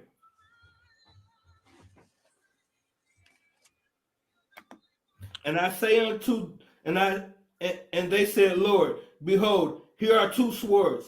And he said unto them, it is enough. Now, okay, this is what this whole scripture is. I'm gonna start from the beginning. I just had to find my spot. Now, this right here is when they first tell Jesus it's about to go down, he wasn't ready. He was nervous and he got the sweating and shit. And he told his disciples, go get strapped up. He told the disciples, trade in your goods and your gear and get us some swords. Facts. So the brave Jesus that y'all want to, he was scared shitless in the beginning and told his people, go get rid of your clothes and your money and go get me some swords. So so that right there is a problem, because that's not the picture they paint. But it says, and he said unto him, Lord, I am ready to go with thee both into prison and to death. And he said, I tell thee, Peter, the cock shall crow this day before thou shalt thrice deny that thou knowest me. Now that was right there when he let Peter know, I know you're a sucker, Peter, and I'm not buying what you're telling me. He said, I'm gonna give y'all the hood breakdown and the biblical breakdown. Okay, and he said unto them, when I sent you without purse and scrip and shoes, lack ye anything? And they said nothing. Then he said unto them, but now he that hath purse, let him take it, and likewise his scrip. And he that hath no sword, let him sell his garment and buy one. Jesus Christ, Christo, is telling his boys, y'all remember when y'all was broke? I made sure you were straight. Now I'm in trouble. I need you to take all the money you got, all the gear you got, and get us some straps. Hey, yo, you know what? I can't help but wonder what you just said. Imagine if they would have had guns back then. What would he have told them to buy? Same thing. If they had guns back then, Jesus would have been trying to get some AKs, some 9s, and all kind of shit. So y'all just keep that in mind with this whole, because remember, he came. Remember, see, I'm the type of person, I don't let shit slide. Y'all let a lot of shit slide. I remember last night when he was bragging, when he was getting drunk bragging, talking about, I came here to die for y'all. Don't even worry about it. Tomorrow is going down. They was talking about, Master, don't do it. No, don't worry about it. It's going. Now he's looking for straps. Keep that in mind. Okay, now he say, and for I say unto you that this is written, must ye be accomplished. Wait. For I say unto you that this that is written must be accomplished in me. He was reckoned among the transgressors, for the things concerning me have an end. And they said, Lord, behold, here are 2 swords. And he said unto them, it is enough. So he strapped up and he felt a little bit better now. This is Jesus Christ. Just so we clear. And I say unto the Lord, behold, there are 2 swords. And he came out and went, and he went, and he was and he came out and went, and he was wont to the Mount of Olives, and his disciples also followed him. And when he was at the place, he said unto them, pray that ye enter not into temptation. And he was withdrawn from about the stone's cast and kneeled down and prayed. This is when he started praying to God to say, please don't let me die. Now, I want y'all to be prepared for this, because I know how y'all feel about Jesus. But at this particular part, he finna get the begging. So just don't look. I don't want you to look at him differently. He's still your Lord and Savior, even though he was scared of shit trying to get the straps. Now he finna beg. That don't matter. Okay, now he said, and he said unto him, Lord, I'm ready to. Oh, no, that ain't the right one. Hold on, my fault. We got to get it together, because. Oh, wait. You know what? You got to have them verses on the PowerPoint, bro, so you can just bring them right up. Oh, yeah. No, we got kicked out the other room, so this is our second room. Yeah. So now I just got to do it the bootleg way. My fault. That's okay. Okay. Saying, Father, if thou be willing, remove this cup from me. Nevertheless, not my will, but thine be done. So he's saying, that, Pops, is there any way I can get out this shit? Yep. If not, I do it, but I would prefer not to. Yep. And there appeared an angel unto him from heaven, strengthening him. So the angels had to come out of heaven and give him some courage. They made it sound good to y'all Christians, but what they really saying is Jesus was scared shitless, so they sent the angel to give him a little courage and a pep talk. This is what really happened. And being in agony, he prayed more earnestly, and his sweat was in great drops of blood falling down to the ground. So he had big ass drops of sweat. So let's put this together. He said, go get the straps, take all your money, whatever you got extra, we need guns. They came back with the guns. He said, I feel safe. Now let me go pray. He went to his daddy. He started begging and crying and sweating. And that's where we at right now. Your Lord and Savior, the Christos. Now, this is where it get a little fishy right here. Now, this is John 19, 29 through 34. No, John 19, 29 through 34. Okay.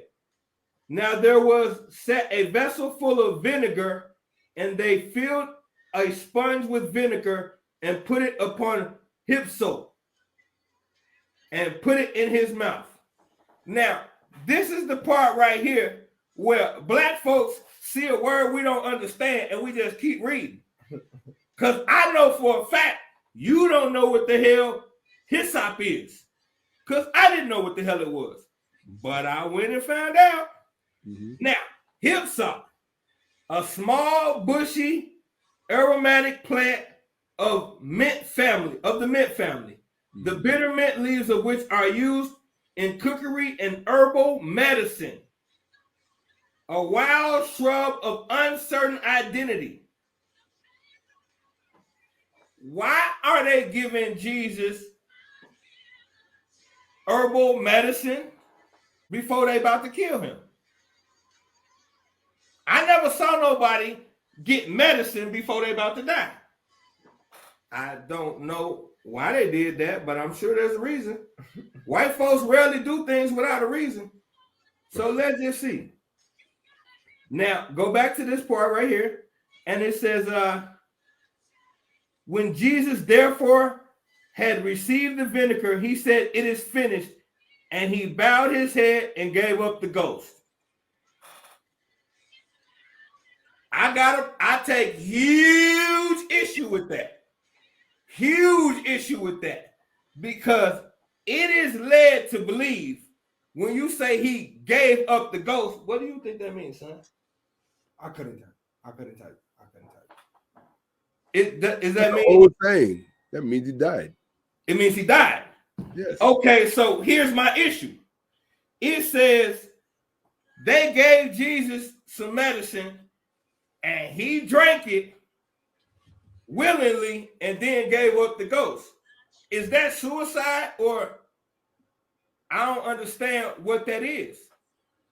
Well, I mean, it would have been suicide if he'd known what the outcome was going to be of him drinking it. That would have been suicide, which ironically is the way that Greek philosophers were executed in their own country. They had to drink hemlock, right? Mm-hmm. I think Socrates, I forgot who else, but Plato maybe. They had to drink hemlock. They were forced to commit suicide for introducing new ideas to their land and to their people. And Jesus magically, and that probably makes sense why the hyssop was thrown in there, that he received this drink right before he passes. And so it really just gives credence to the fact that, you see, there are many things that people in modern times don't understand. And one of the things we don't understand is that in ancient times, many people who spoke about the Jesus story basically said that he was just a philosopher. And that's what really all of this is about. It's about philosophy. And the same thing is true about Judaism. Judaism in the ancient world was looked at by most people as just a philosophy. That's it. Which in both cases, if this is true in both cases, all people have really done is they've inherited various philosophies in the cloak of religion. That's all. That's it. You know? So, but it's interesting. The hyssop thing is interesting because it really just it aligns itself with the other Greek stories about philosophers, how they meet their demise, Right. which is through drinking poison. Well, there's another thing that they do, that they drink, and it don't always end in their demise, but sometimes you think it do. What's that? Alcohol? Remember Romeo and Juliet? Of course. Remember when Romeo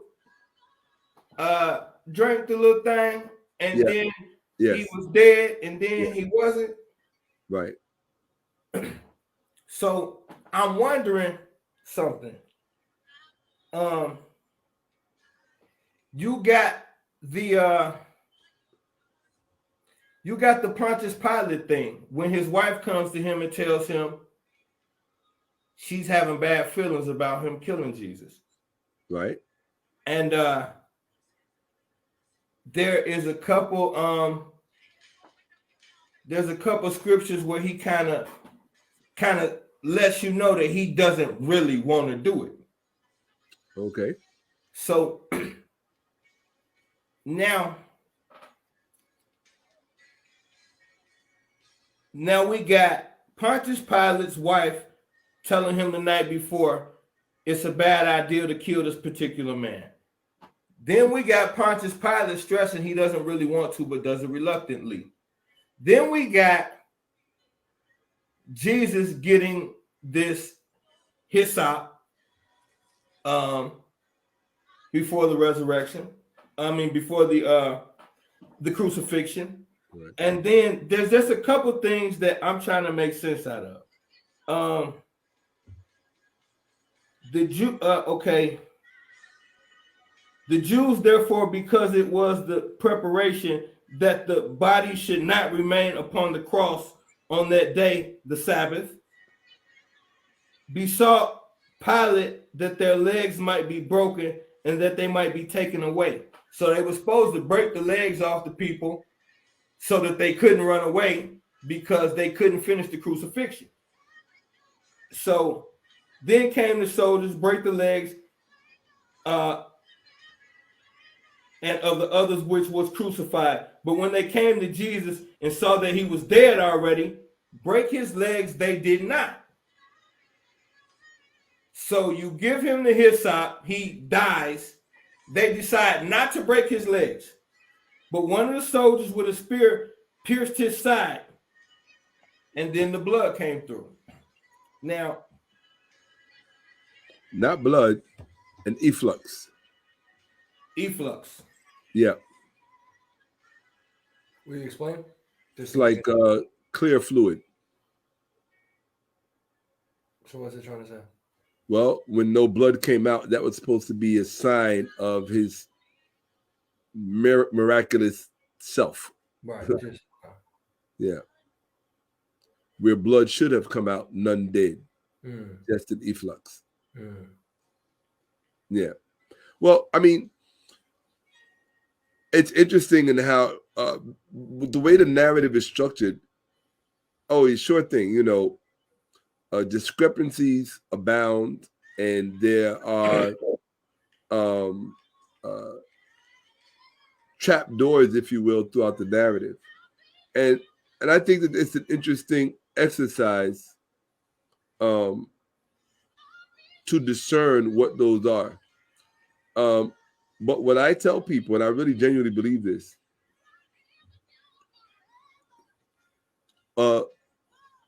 when you study the truth, it will lead you out of the Bible.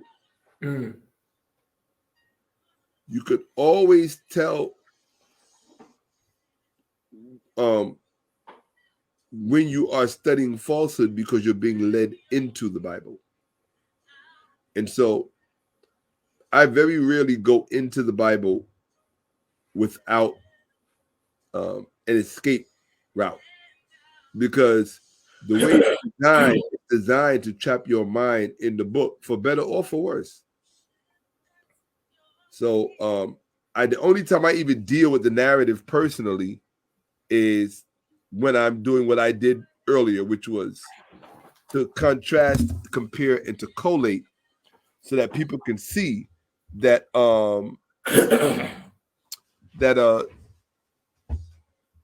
it's some bullshit. Well, when you made the statement about the trap door, that's kind of what this was. Yes. We fishing right now. This is yes. Yeah. You got those group of people that no matter what we say, right, if they can't find it in the book, they're not interested. So we could talk all of this good information is splendid, but what about those group of people that's gonna say, well, ain't none of that in the Bible? See, that's why I went this route. Oh to no, go in your book and show you in your own book, because that's where you live at. And you know what they're gonna do? You know what they're gonna do when you show them that? They're gonna take you to another verse in the book where they say, see, it explains here. You didn't see this part. He used the Bible to prove the Bible. How many times you got to tell people that I don't understand it? Like, how is your justification for us pointing out flaws in the Bible to go to a different spot in the Bible that we already think has flaws? I had somebody do it to me earlier today. They went to the Bible to prove their point about the Bible, about another part of the Bible. And I was like, you really don't even get how this works. Your IQ is really that low. The whole point of doing extra historical research is to go outside of the Bible and have your story corroborated, if or refuted. And that's a very dangerous place for them to be. The only time they come outside of the Bible is when they think it's in their favor. That's it. That's it, right? They'll laugh at you or deride you for quoting Plutarch, but at a moment's notice, they'll quote Josephus, they'll quote Pliny the Younger, and they'll quote Tacitus. You understand what I'm saying? Yeah, so, yeah, they're not playing with a full day. Not at all.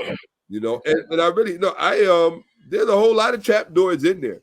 So I don't ever have any, I never take issue with people exegeting via the trap doors in the Bible. They're putting them because you definitely raised some interesting things. If you really want to get deep with that, that part of the story, you know what I would recommend, General Yuti? What's that? I would recommend that you go to Bible Hub and online, go to Bible Hub and go into the Greek and look at the Greek and see what the Greek says. And translate all of those same passages you just read. See what the transliteration says. Or the original, not even the transliteration, but the translation. See what the translation says. Right? I'd like to see that. Because you're really going to get a different story. If you really want to see the trap doors, that's the best thing to do. Go into the original language using Strong's Concordance. Do you ever use Strong Concordance? Nope. Would you like me to show you how? I can show you how right now. Yeah. Give me like 2 more minutes. Give me 2 more minutes. I'm finna end this real quick. Okay, that's not a problem at all. Yeah, there's it's just something I want to do real quick. Mary stood at the sepulchre weeping, and as she wept, she stooped down and looked into the sepulchre. It's called the sepulchre. Sepulchre, yeah. Right. And see if 2 angels in white sitting, the one at the head and the other at the feet, where the body of Jesus had lain. And they said unto her, Woman, why weepest thou? She said unto them, Because they have taken away my Lord, and I know not where they have laid him. And when she had thus said, she turned herself back and saw Jesus standing, and knew not that it was Jesus. Why? Why does she not know it's her damn anyway? Because he did a Michael Jackson. He got a nose job, skin peel, and all that stuff, you know. Jesus said unto her, Woman, why weepest thou? Whom seekest thou? She, supposing him to be the gardener, saith unto him, Sir, if thou have borne him hence, tell me where thou hast laid him, and I will take him away. Jesus said unto her, Mary. She turned herself and saith unto him, Rabboni, which is to say, Master. Jesus said unto her, Touch me not, for I am not yet ascended to my Father, But go to my brethren and say unto them, I ascended unto my Father and your Father, and to my God, your God. That was what I was trying to get to. Okay. If Jesus was crucified on the cross, like the story tells us, right, how is he sitting here talking to Mary? And why does Mary think that her husband is the damn gardener? Unless he's dressed like the damn gardener. Now, why would Jesus be dressed like the gardener? And why would he look like the gardener? Why would he look like the gardener? And then he said, she got ready to give him a hug, and he said, don't touch me, because I have not yet ascended to my Father, which means he ain't with no damn heaven. And why don't touch me? Because he's sore as shit. He been on the damn cross all day, and then homie poked him in his shit. So Jesus himself is standing there saying, I did not go anywhere. And that's the only thing I was trying to get to.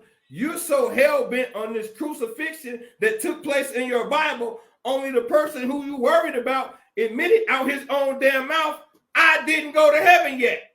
But would you please go lie and tell everybody that I did? I did. Facts. He just asked this woman to go lie. Wow. Facts. Wow. And then when he gets to the disciples, he asked them, why y'all scared to touch me? Wow. Can't you? He said, I'm not a ghost. I'm flesh. Huh? Huh? So, wasn't no resurrection, because it wasn't no damn crucifixion, according to your Jesus. That's all I was trying to say. So, if you go out the Bible, it never happened. If you stay in the goddamn Bible, it never happened. Never happened. I knew for a fact SHAKKA was going to kick y'all ass outside the Bible. So the only thing I had to worry about was whooping your ass inside the Bible. And now we have wrapped up part 1 and part 2 with SHAKKA AHMOSE. No, I really appreciated that part. I'm going to actually take a look at that myself. I'm going to read the Greek and really enjoy that. We enjoyed you, brother, and it was a blessing to have you on here twice. The people loved it. We loved it. I've been watching you for years. I did the math on you, brother, and I got around 40 plus years. You've been putting your thing down. I know it's probably more than that, but it's got to be at least 40. About 40 years, yeah. It's an honor and a blessing for us to be here. The General salutes you, man, and I appreciate you coming through for us. Hey, look, I'm looking forward to episode 3. Period. Hey, period. I have go ahead. No, go ahead. I have one final question to wrap up. Sure all thing. the kids, adults, whatever. So it is fair to say, SHAKKA, that these holidays that we celebrate are a sham, and that they were created to push the sham of a Bible and Christianity. Is that fair to say? I think that it goes without saying, yes, that's true. I would just say, that is true. That there's really nothing else really to say other than yes, it's true. That the holidays. There we go. Yeah, but I would also say that in ancient times were based on authentic and necessary, if you will. Holidays were a way of recording time, cyclical time, so that we used holidays really. Holidays marked special occasions in life, right? Special occasions for memorialization of things, celebration of things. Let's look at one, right? New Year's Day. Why would it be important to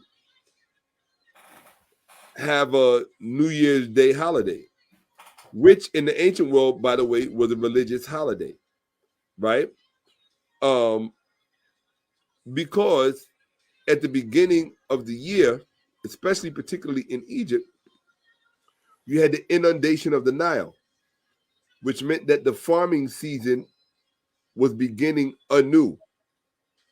And that farming season when you live in an agrarian society, farming season is no small thing. That's nothing to just be dismissive about. Right. Today we got supermarkets and all this other stuff. No.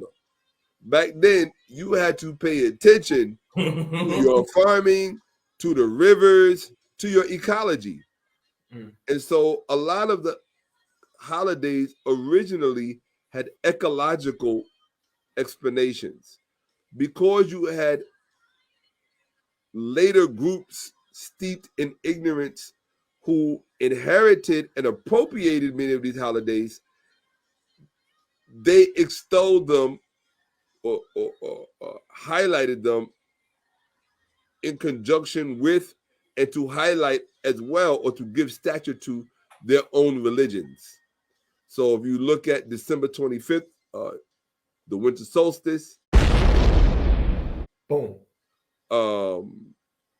What else would we look at? Easter, which many attribute to various pagan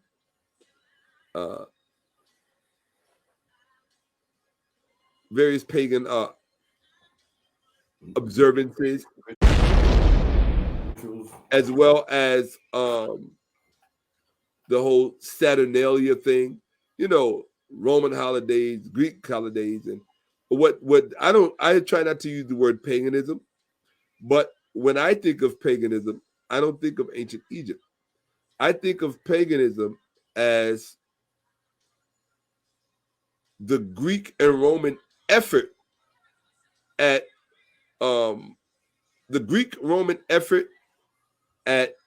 doing what the ancient Egyptians did, right? Because the Greeks got it all from the Egyptians and the Romans got it all from the Greeks. So it's like a very, the transmission is there. We don't have to imagine that. The transition there. I mean, I'm not saying that there wasn't some variation from culture to culture, there was. But in the ancient world, everybody knew that the Greeks got all of their ideas about the worldview, and so on and so on. And everybody knew that the Romans got theirs from the Greeks. That's why the Romans spoke Greek. The educated class did. They read Greek books. They had Greek teachers. You understand what I'm saying? So the Romans were just Greek once removed. But at the end of the day, these holidays, none of them are about why we celebrate them. I mean, July 4th is probably more, based on more truth than any religious holiday that you're going to get. And Jewish holidays aren't even worth even talking about, to say the truth. Alrighty, Shak. I know it's getting late over there, man. I'm extremely grateful. I appreciate working with you, brother. I know this is not going to be the last time. The general got some stuff to work on. His upcoming lecture. I got a lecture coming up in a week, so we're gonna. Oh, let me find out. Let me find out y'all got lectures. I'm gonna grade you. I tell you one thing. Those passages that you brought up, Yuti, that was impressive. I tip my lock to you. Those are really good passages. Those are really good passages to illustrate the inconsistency in the narrative that people choose to believe. Right. Absolutely. But one day it would be nice, I would think, before we go, that whether in private time or public time, I can really give you a tour of the real scholarly side of it, so you can see where the real BS is. The real BS is not coming out of the churches in our communities. The real BS is coming down the scholarly pipeline from New Testament studies. And that's where you really want to get up there to make some heads roll. That might have to be part 3. I'm always down, Shaka. It's hard for me to study how you study, because I live on the highway. So a lot of my studying is y'all. Most of my information came from y'all. Watching you for years. I mean, everybody you could think of, I went through that whole cap. You can't name me any of the normal people that our people study out the conscious community. If they fire, I did their whole catalog like 3 times. I didn't did your catalog at least twice, bro. Everybody that's been on Saturnalia. I mean, the whole Polite, Dr. Ben, John Clark, Jeffries, everybody's, Diop, everybody. I will tell you one thing that most people don't know. I've been delinquent because I have about, I would say, I think about 400 lectures that people have never heard before.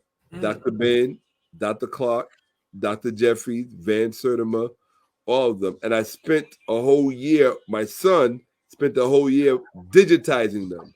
Oh, yeah, so, I got some of that Van Sertima in me, too. I got to put the youngin' up on Van Sertima.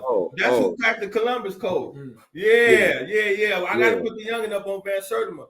But definitely, as far as I'm concerned, man, we family, brother. Anytime you just let us know, we're going to reach out to you. Hey, look, I got you. In fact, I'm going to send you one lecture. Look, don't worry about it. I'm gonna stock your house for you.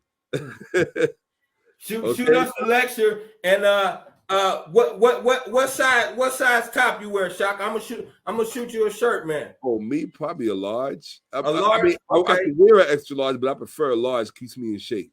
Yeah, hey, I be doing the same thing. Don't even worry about it. I do the same thing. Yeah, so I'll send you something probably from the academy, man. I'm gonna send you some of the We Gotta Do Better stuff. That's what's up. I love that. At first, I was like, WGDB. What the hell is that? I was like, oh, we gotta do better. I love that. I'm like, this dude really comes from some oblique angles, man. Fucking misinformation. Black History Academy, man. We got to teach our people history. So, and another thing too is, man, if you decide you want a SHAKKA AHMOSE class in there, you know what I mean? I ain't got no problem with it, brother. Hey, bro, look, whatever you want to do, man, I support. Whatever you do, I support, period. Because you support me. So whatever you do, I support. Whatever you want to do, all you got to do, be like, SHAKKA, throw this up in here. I want this, whatever. That's it. Absolutely. Absolutely. Yeah. Fact. That's what it is. Peace, God, buddy. You got the key, bro. You got the key. I'm Ket. That stands for victory. You heard? That's what's up. Yahoo. All right, I'm going to get up with you. Yeah, I appreciate you, brother. Have a good one. Yahoo Hotep. Absolutely. Yes, sir. Father and son. Ha! Peace. Yahoo.